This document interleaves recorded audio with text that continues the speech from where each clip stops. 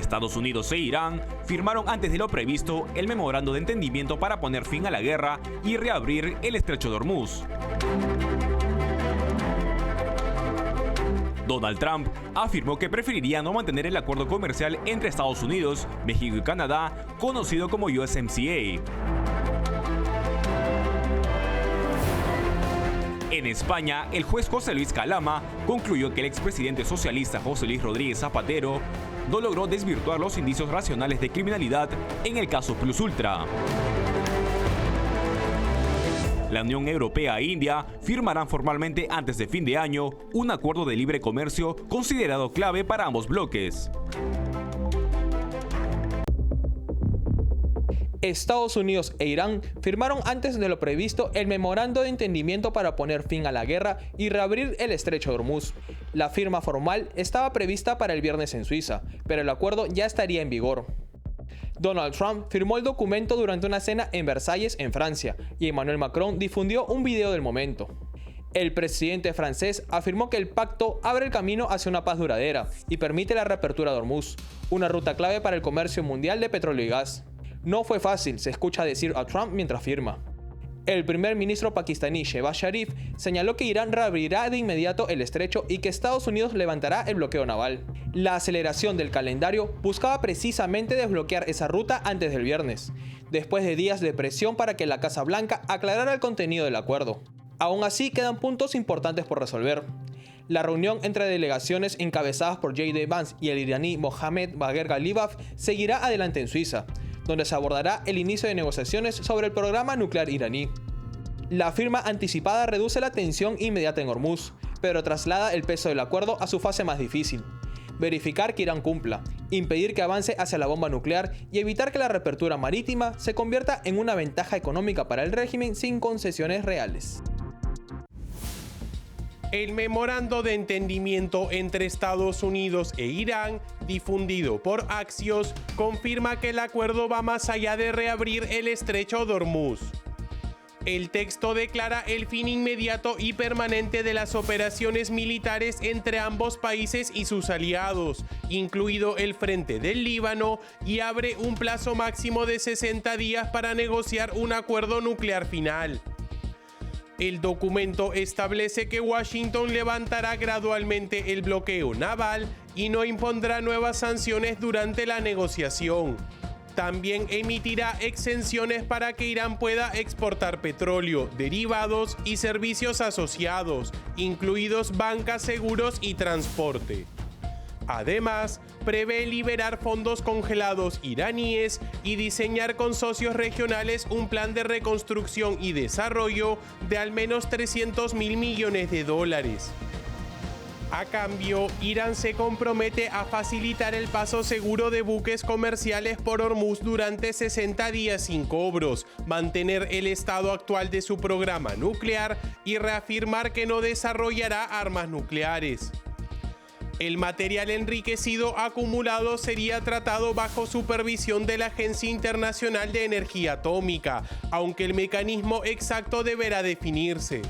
El texto muestra una apuesta de alto riesgo. La Casa Blanca obtiene una pausa militar y la reapertura de una ruta energética clave, pero concede alivio económico temprano al régimen iraní.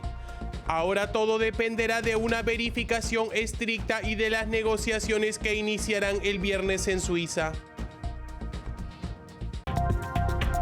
Estados Unidos e Irán tienen previsto reunirse este viernes en el Resort Bürgenstock en Suiza, para iniciar conversaciones sobre la implementación del acuerdo que declara el fin de la guerra y permite reabrir el estrecho de Hormuz.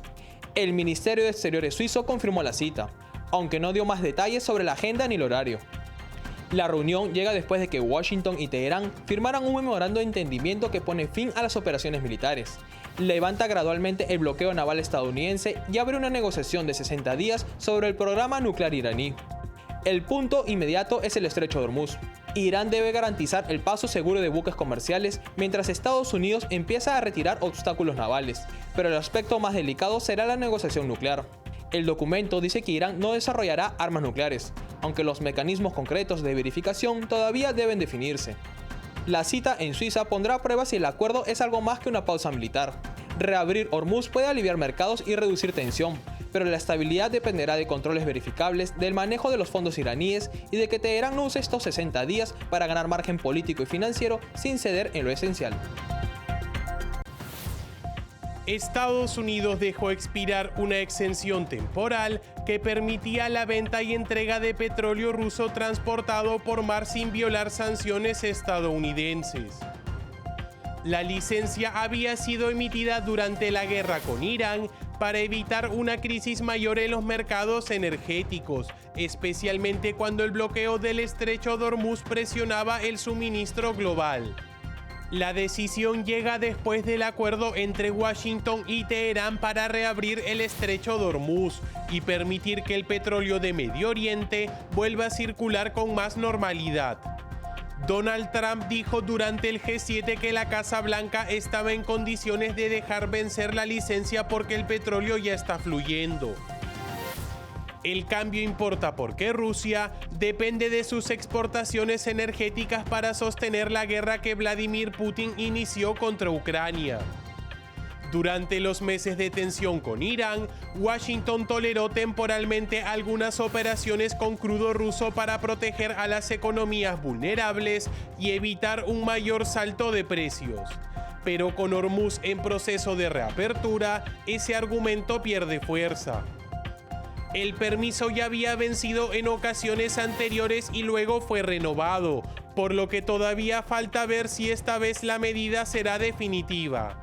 Aún así, el mensaje es relevante. Si el mercado energético se estabiliza, Estados Unidos tiene más margen para volver a presionar el petróleo ruso. Ucrania lanzó una ofensiva masiva con drones contra Moscú y golpeó una refinería de petróleo clave para el suministro de combustible de la capital rusa. Según la agencia de noticias Reuters, se vieron llamas y columnas de humo en Kapotnia, el distrito del sureste de Moscú, donde se ubica la planta atacada. El hecho es especialmente relevante, porque se trata del segundo ataque contra esa infraestructura en la misma semana. Las autoridades rusas afirmaron que sus defensas derribaron 555 drones en todo el país y 180 alrededor de Moscú. Aún así, varios aparatos lograron alcanzar la refinería mientras se reportaron daños menores en un centro comercial, viviendas e instalaciones industriales. Los aeropuertos de la capital suspendieron operaciones y algunas vías cercanas a la planta fueron cerradas.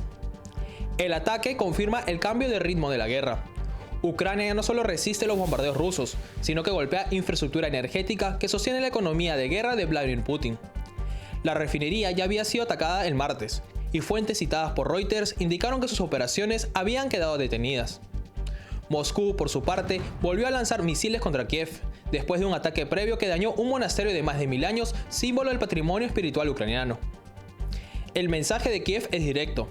Rusia inició una guerra de agresión y ahora empieza a sentir sus costos dentro de su propio territorio. La presión sobre refinerías, combustible y logística busca empujar a Moscú hacia una negociación seria.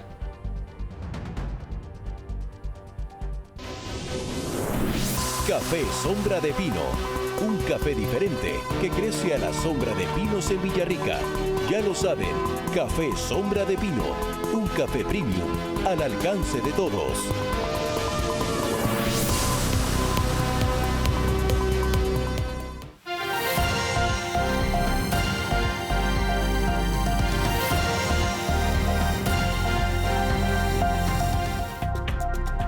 La Reserva Federal de Estados Unidos decidió mantener sin cambio su tasa de interés de referencia en un rango de entre 3.5 y 3.75% durante la primera reunión de política monetaria encabezada por Kevin Warsh, nuevo presidente del organismo designado por Donald Trump.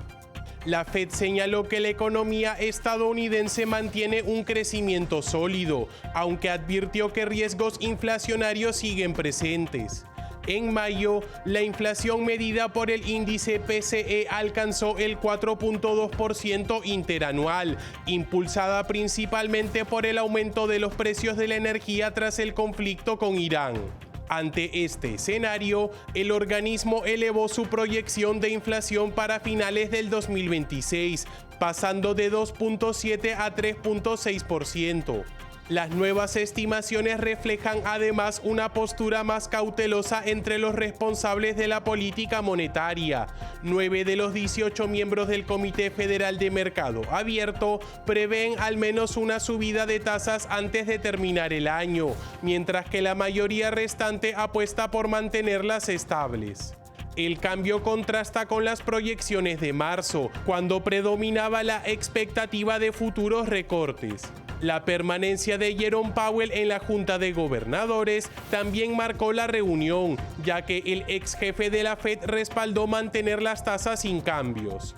Mientras tanto, Trump continúa presionando por una política monetaria más flexible, aunque la persistencia de la inflación y el impacto económico de la crisis en Medio Oriente dificultan cualquier escenario de reducción de tasas en el corto plazo. Donald Trump afirmó que preferiría no mantener el acuerdo comercial entre Estados Unidos, México y Canadá, conocido como USMCA. El tratado, negociado durante su primer mandato para reemplazar el NAFTA, debe ser revisado antes del 1 de julio por los 3 países, que deben decidir si lo extienden por otros 16 años. Durante la cumbre del G7 en Francia, Trump dijo que Estados Unidos lo haría mejor sin ese acuerdo y que preferiría dejarlo sin firmar o incluso terminarlo. Aún así, dejó abierta la posibilidad de renovarlo, una señal de que busca aumentar la presión negociadora sobre México y Canadá antes de la revisión formal. El USMCA es clave para la economía norteamericana, pero sobre todo para México y Canadá. Industrias como la automotriz dependen de cadenas de suministro que cruzan varias veces las fronteras antes de llegar al producto final. Trump sostiene que el acuerdo original sirvió para salir del NAFTA, al que siempre consideró perjudicial para Estados Unidos. Ahora busca revisar si el pacto protege empleo, industria y comercio justo para los estadounidenses. Si no hay renovación inmediata, el tratado seguiría vigente, pero entraría en revisiones anuales. Ese escenario no implicaría una cancelación automática, aunque sí obligaría a empresas y gobiernos a negociar bajo mayor presión política. En España, la declaración de José Luis Rodríguez Zapatero ante el juez José Luis Calama no logró despejar las sospechas que pesan sobre el expresidente socialista. Según el diario El Mundo, tras 3 horas de interrogatorio, el magistrado concluyó que Zapatero no ha logrado desvirtuar los indicios racionales de criminalidad en el caso Plus Ultra. Las acusaciones son graves: tráfico de influencias, blanqueo de capitales, fraude fiscal y contrabando. La causa investiga si Zapatero intervino en el rescate público de Plus Ultra, si se usaron sociedades instrumentales para canalizar pagos y si existieron comisiones vinculadas a esa operación. También está bajo examen el hallazgo de joyas valoradas en más de 1.3 millones de euros en una caja fuerte de su oficina en Ferraz, cuyo origen legal no explicó durante la declaración. De acuerdo con El Mundo, Zapatero negó haber influido en el rescate. No recordó una comida clave con el empresario Julio Martínez y sostuvo que no usa Excel ni correo electrónico, pese a que la investigación menciona archivos y comunicaciones vinculadas al caso. Fuentes presentes en el interrogatorio, citadas por ese diario, calificaron sus respuestas como vagas o inconsistentes. El problema ya no afecta solo a un expresidente, golpea al PSOE y al gobierno de Pedro Sánchez en plena acumulación de casos judiciales. La Unión Europea e India firmarán formalmente antes de fin de año un acuerdo de libre comercio considerado clave para ambos bloques. La presidenta de la Comisión Europea, Ursula von der Leyen, confirmó el avance después de reunirse con el primer ministro indio, Narendra Modi, durante la cumbre del G7 en Francia. El pacto, negociado durante años, busca reducir aranceles sobre la mayoría de bienes comercializados entre ambas partes. Según la Unión Europea, eliminará o recortará tarifas sobre el 96.6% del comercio medido por valor y permitirá a las empresas europeas ahorrar unos 4.000 millones de euros en derechos aduaneros. La importancia del acuerdo va más allá de las cifras. Europa busca diversificar socios y alejarse de su dependencia industrial de China.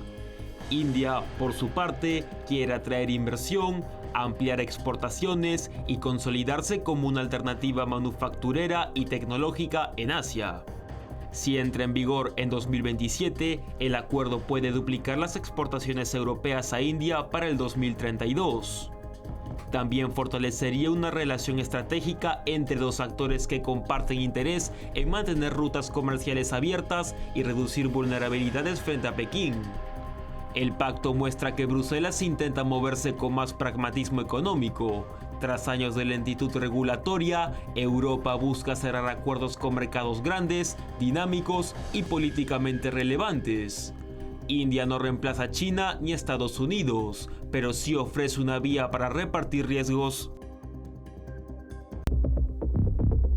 Autoridades de Colombia y Ecuador detuvieron en territorio colombiano a Ronaldo Javier Macías Villamar, alias Javi, señalado como presunto líder de los choneros y hermano de José Adolfo Macías Villamar, alias Fito, uno de los narcotraficantes ecuatorianos más conocidos. La operación fue presentada por la policía colombiana como un golpe contra el crimen organizado transnacional. Según el general William Osvaldo Rincón Zambrano, Macías Villamar está acusado de homicidio, lavado de activos, enriquecimiento ilícito y concierto para delinquir.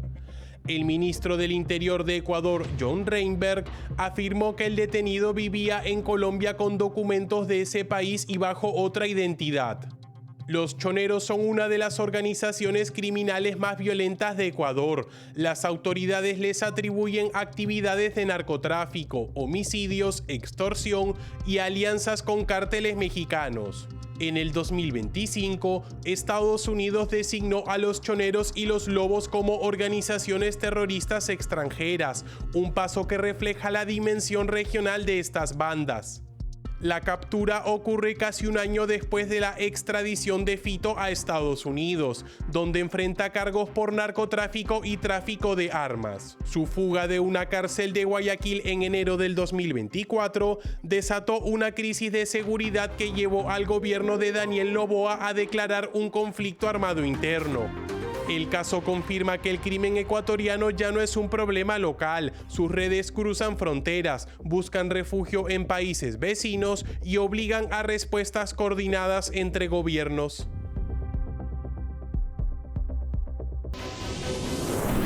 Café Sombra de Pino. Un café diferente que crece a la sombra de pinos en Villarrica. Ya lo saben, Café Sombra de Pino. Un café premium al alcance de todos.